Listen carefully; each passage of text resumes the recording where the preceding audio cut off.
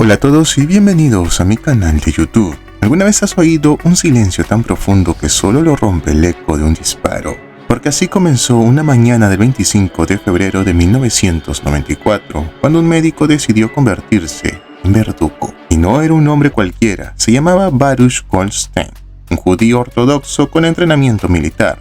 En pleno rezo musulmán dentro de la cueva de los patriarcas en Hebrón, desenfundó su rifle automático. En menos de 3 minutos disparó 111 balas, dejando a su paso 29 muertos y más de 127 heridos. ¿Por qué un médico jurado a salvar vidas terminaría masacrando fieles en una mezquita? Baruch nació en Brooklyn y emigró a Israel, donde se unió al movimiento ultranacionalista Kash. Su nombre se convirtió en sinónimo de fanatismo, un símbolo de cómo la ideología puede devorar la humanidad. Los periódicos del mundo titularon el hecho como la masacre de Hebrón, y el horror resonó durante semanas. La figura de Goldstein marcó un antes y un después en la percepción global sobre los extremismos religiosos. Hoy, 30 años después, su historia sigue dividiendo opiniones, mártir para unos o terrorista para otros.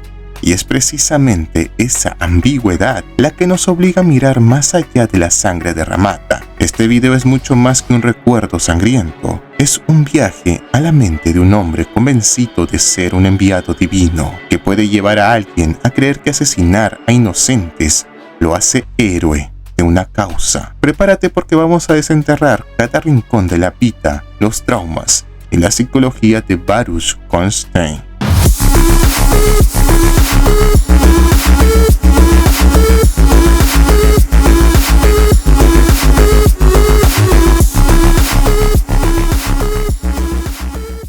¿Sabías que algunos nacen en barrios que parecen tranquilos, pero hierven de ideologías? Nuestro protagonista llegó al mundo como Baruch Goldstein en Brooklyn en 1956. Desde pequeño su familia lo sumergió en estudios religiosos intensos y en la identidad étnica más rígida posible. Creció en una comunidad que combinaba fervor religioso con un sentimiento de eterna amenaza externa. Para muchos en ese barrio, la memoria colectiva de persecuciones pasadas alimentaba un miedo constante. Pero, ¿qué pasa cuando un niño criado con miedo también aprende medicina para poder salvar vidas? Baruch estudió con excelencia académica en la Universidad de Yeshiva, donde se graduó como médico. A los 25 años, tras licenciarse, sus profesores lo describían como un hombre de creencias inquebrantables. Su nivel educativo era alto, pero su mente ya estaba moldeada por un nacionalismo religioso extremo. Su ocupación oficial era médico general y luego médico militar, una dualidad que pocos pueden imaginar, llevándonos a la pregunta: ¿qué lleva a alguien a cambiar la bata blanca por el uniforme militar en una tierra disputada? A principios de los 80, Baruch emigró a una región sagrada, pero fracturada por ciclos de conflictos. Allí se asentó con su esposa y sus hijos en un lugar que simboliza una herida abierta para dos pueblos. En esa época, la primera intifada estaba a punto de estallar, sembrando miedo y rabia en cada callejón. La combinación de ataques, venganzas y ocupaciones convertía el vecindario en un polvorín diario. Había paz posible cuando cada piedra arrojada podía desatar una lluvia de balas. En el contexto sociocultural de aquellos años era un círculo vicioso de odio que se alimentaba solo. En medio de todo, Baruch se volvió un conocido entre sus vecinos por su agresividad en discusiones. Los registros señalan que fue investigado varias veces por la policía local por incitar violencia. Sin embargo, cada denuncia quedaba en nada gracias a un círculo de protección que lo consideraba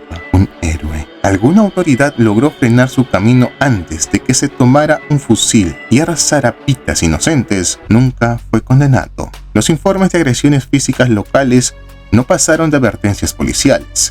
Las ONG internacionales documentaron sus constantes amenazas a pobladores, pero nadie actuó en serio. Vivía convencido de que estaba en una misión sagrada y sus conocidos lo animaban con discursos fanáticos. Así, poco a poco, la sociedad fracturada en la que vivía lo convirtió en un mártir para algunos y una bomba para todos. ¿Cómo es crecer en un hogar donde la mesa familiar es un campo de adoctrinamiento diario? Desde niño, Varus escuchaba historias sobre enemigos que supuestamente lo acechaban más allá del barrio. Su padre era un hombre severo, rígido, con las normas religiosas y poco afectuoso en la intimidad del hogar. La madre, aunque presente, se mantenía sumisa y temerosa del temperamento de su esposo. Desde palabras de cariño, las discusiones sobre amenazas y deberes sagrados llenaban el aire.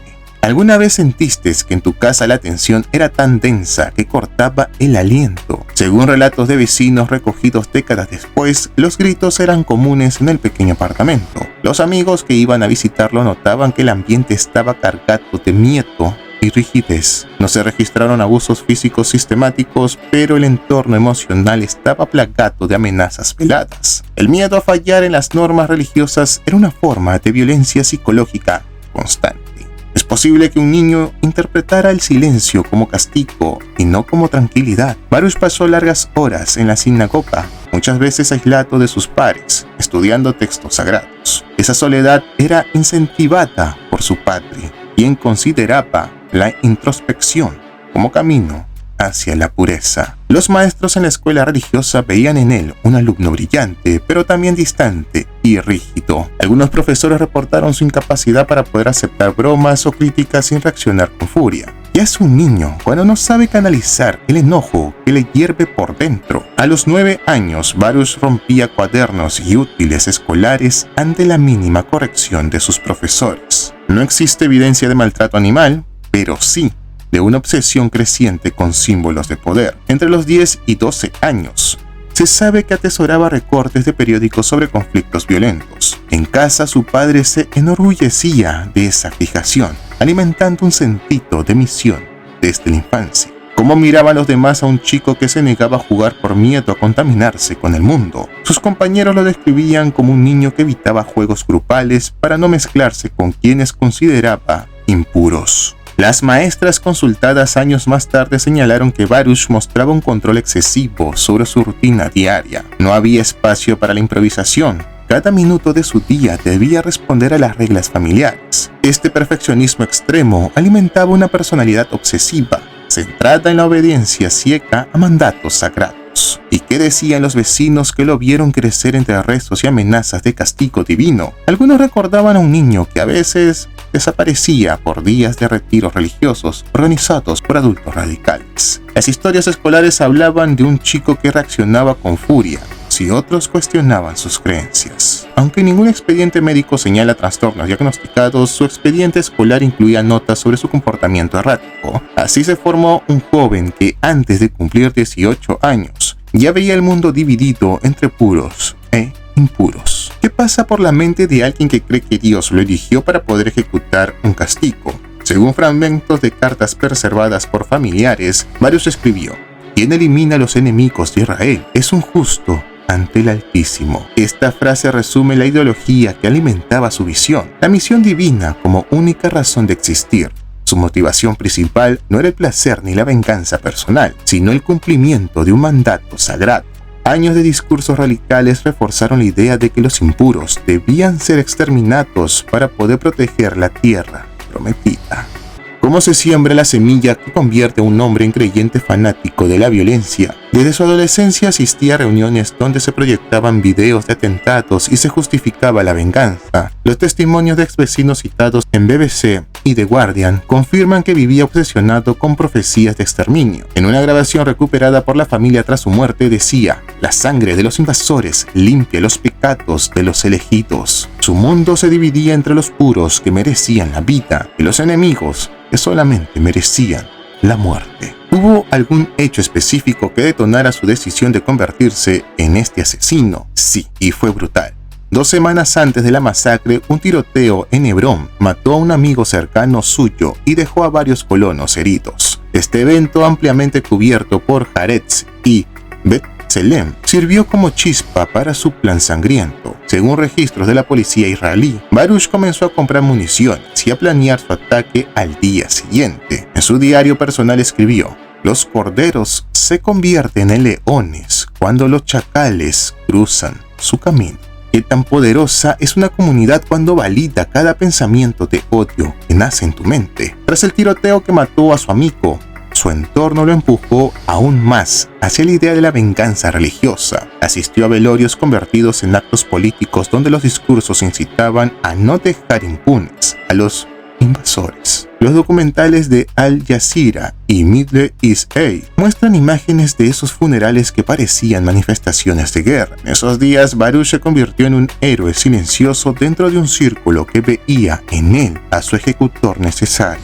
Es posible que alguien crea que la oración y el crimen son caminos que llevan al mismo cielo. Baruch escribió en un papel encontrado en su ropa tras el ataque: con cada balazo libero a mi gente de su verdugo. Según expertos citados en un artículo de Schwartz, la ideología mesiánica fue clave en su deshumanización del enemigo. Para él, el crimen no era un pecado, sino la consumación de una misión esperada por generaciones. Así su vacío emocional se llenó de un objetivo absoluto: limpiar el mundo de quienes él consideraba ajenos a la promesa divina. ¿Alguna vez pensaste en qué se necesita para planificar un baño de sangre con precisión quirúrgica? Baruch organizó cada detalle de su ataque durante días, revisando mapas de la cueva de los patriarcas. Eligió un día de oración masiva para poder garantizar la mayor cantidad posible de víctimas reunidas. Según documentos policiales, colocó municiones de repuesto en sus bolsillos de su bata médica. El ataque se ejecutó a plena luz del día, cuando los rezos matutinos concentraban a cientos de personas. Pero, ¿por qué escoger un lugar sagrado y un horario en que nadie imagina la muerte rondando? El modus operandi fue entrar armado como médico, fingiendo revisar pacientes, para así pasar los controles. Llevaba un fusil Galil con cargadores extendidos y un uniforme parcial que confundía a los guardias. Cuando empezó el tiroteo, disparó en ráfagas largas, girando en círculos para poder barrer la sala de oración. Cada disparo parecía calculado para poder sembrar el mayor terror posible, más que solo para poder quitar una vida. Baruch se posicionó entre la salida y los rezadores, bloqueando la única ruta de escape del salón. No utilizó trofeos ni se llevó objetos de los fallecidos.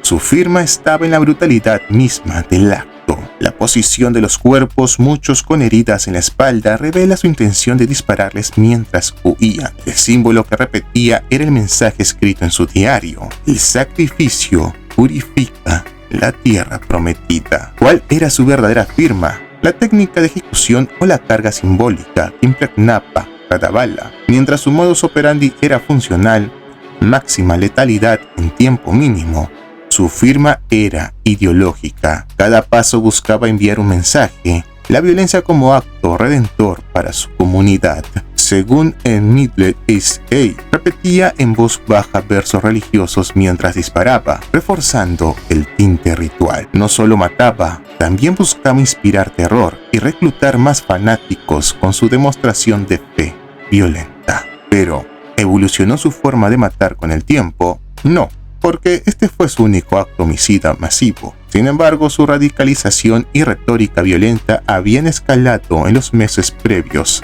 al crimen. El método tiroteo indiscriminado en un lugar sagrado se mantuvo como la esencia de su obra. Nunca improvisó. Los registros muestran que estudió rutinas de seguridad y movimientos de los fieles. Así, su modus operandi se fundió con su firma: un asesinato masivo cargado de simbolismo religioso. ¿Cómo se diagnostica un hombre que justifica cada gota de sangre con versículos sagrados? Tras su muerte, psiquiatras forenses revisaron su historial buscando señales de trastornos previos. Los análisis concluyeron que Baruch mostraba rasgos consistentes con un trastorno de personalidad paranoide. No había registros de esquizofrenia ni brotes psicóticos. Su violencia fue lúcida y planificada. Según algún artículo de Ben David y Levy, en 2024 no presentó delirios, sino creencias reforzadas socialmente. Podría haber sido un narcisista convencido de ser el único capaz de salvar a los suyos. Los expertos de Haaretz describieron en sus informes un perfil con rasgos narcisistas significativos.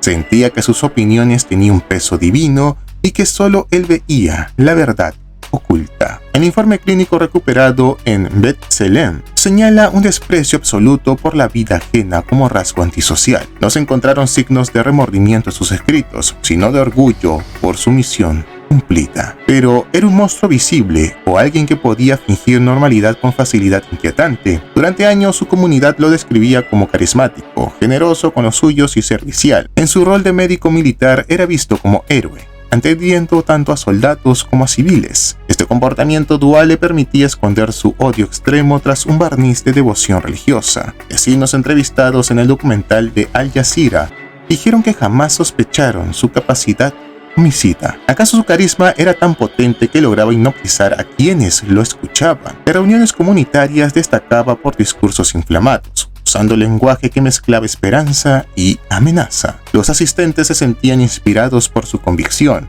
y lo aclamaban como un líder visionario. Este magnetismo le permitió manipular opiniones, normalizar ideas extremas y legitimar su plan violento. Incluso personas moderadas acabaron justificando sus posturas al sentirse parte de su relato mesiánico. Pero, ¿cómo se comportaba en la intimidad cuando no tenía un público a quien fascinar? Sus diarios muestran a un hombre obsesionado con símbolos de pureza y exterminio. Los escritos están plagados de pasajes que combinan justificaciones religiosas con deseos de violencia. Nunca expresó culpa ni dudas.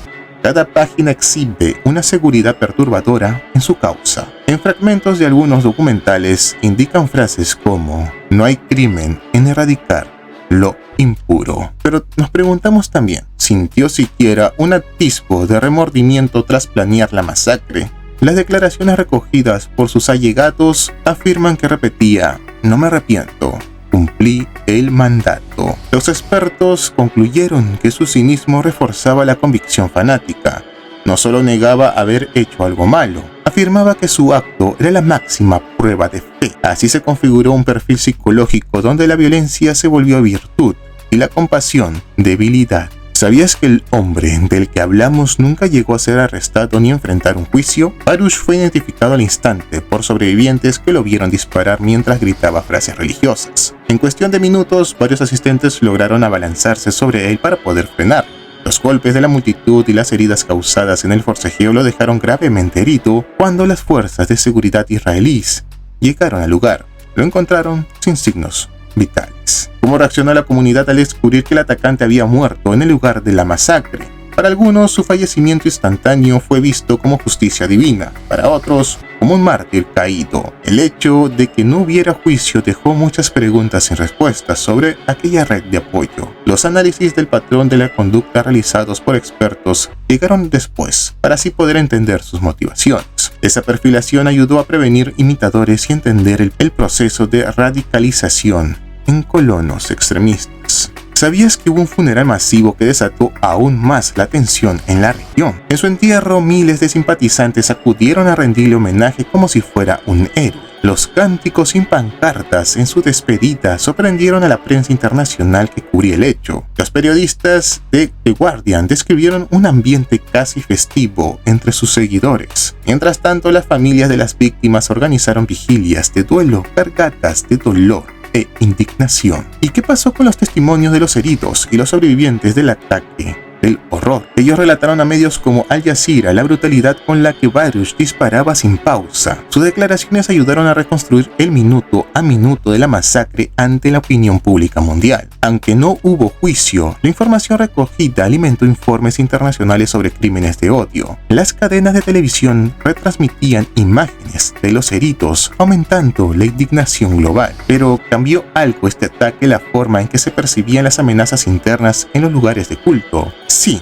y de forma contundente, Israel endureció la seguridad en sitios sagrados de accesos compartidos. Las nuevas medidas incluyeron detectores de metales, cámaras y mayor presencia militar en Hebrón. A nivel legal, se prohibieron organizaciones que exaltaran a individuos como Baruch como héroes. Estas reformas también inspiraron debates internacionales sobre cómo abordar la radicalización religiosa y qué impacto tuvo en los medios y en la criminología del caso de este médico convertido en asesino. Para la prensa, la masacre marcó un antes y un después en la cobertura del extremismo judío. Los criminólogos usaron el caso como ejemplo de radicalización acelerada en entornos cerrados. Además, sirvió como advertencia sobre cómo líderes carismáticos pueden convertirse en asesinos en masa. Hoy, su nombre sigue siendo un tabú que divide comunidades y alimenta debates sobre el fanatismo. Terminando el video, ¿qué aprendemos cuando un médico criado para salvar vidas se convierte en el verdugo de inocentes? Este caso revela que una mente criminal no nace de la nada, sino que se construye paso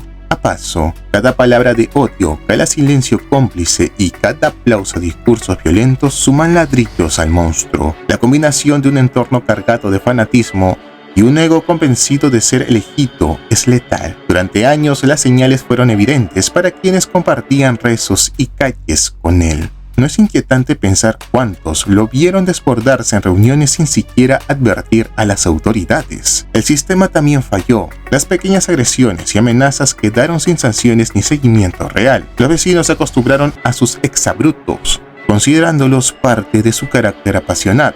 Los líderes locales preferían aplaudir con fervor antes que contener su creciente odio. En su expediente no hubo diagnóstico formal que lo frenara porque nadie quiso ver el peligro. Habría cambiado algo si un maestro, un médico, colega o un familiar lo hubiera denunciado a tiempo. Las fuentes señalan que desde su juventud acumulaba episodios de violencia verbal que eran conocidos. Cada amenaza era un ladrillo más que edificaba su convicción de que su misión justificaba la muerte. La falta de intervención solo reforzó su idea de estar bendecido por una causa suprema. Este caso demuestra que los monstruos se construyen con indiferencia tanto como con odio. ¿Acaso no es responsabilidad de todos identificar a tiempo cuando la devoción se transforma en veneno? Los criminólogos coinciden en que la radicalización temprana pudo haber sido detectada y tratada, pero la mezcla de silencio colectivo y glorificación del fanatismo lo blindó hasta su acto final. Ahora su historia es un recordatorio del precio que se paga cuando la sociedad prefiere callar. ¿Y tú? ¿Cuántas señales de odio has ignorado creyendo que solo son palabras sin importancia o creyendo que son parte de un plan divino? Eso es todo por hoy. Por favor, no olvides dejar tu like, suscribirte y activar la campanita para más nuevos videos. Así que por favor apóyame con este video. Si en caso no te gustó el video, por favor compártelo con alguno de tus amigos porque tal vez a ellos sí les pueda gustar. Hasta luego y por favor cuídense mucho.